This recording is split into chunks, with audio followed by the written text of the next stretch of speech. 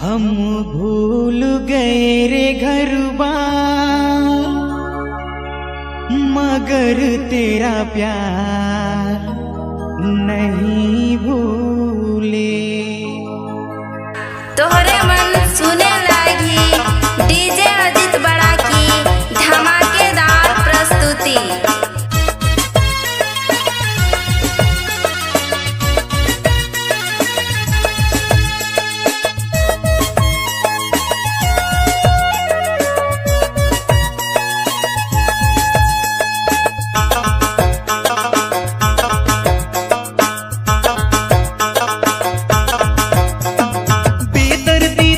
दर्द देले बेवफा तोए जुदा होई गेले, बेदर्दी दिले दर्द देले बेवफा तोए जुदा होई गेले।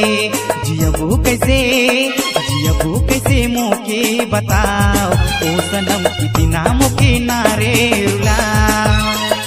देख ले धड़कन में लिख रहो सिर्फ तोर नाम, देख ले धड़कन में लिख रहूं सिर्फ तोर नाम।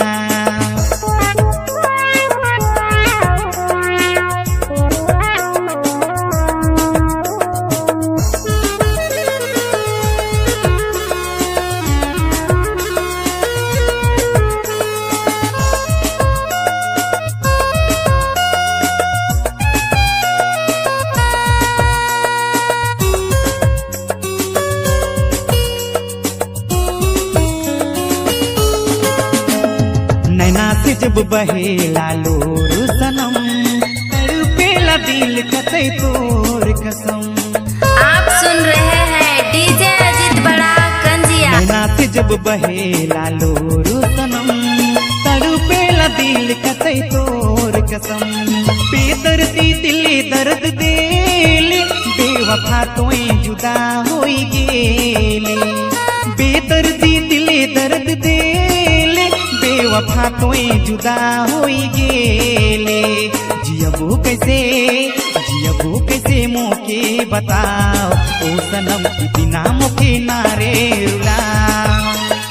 देख ले धड़कन में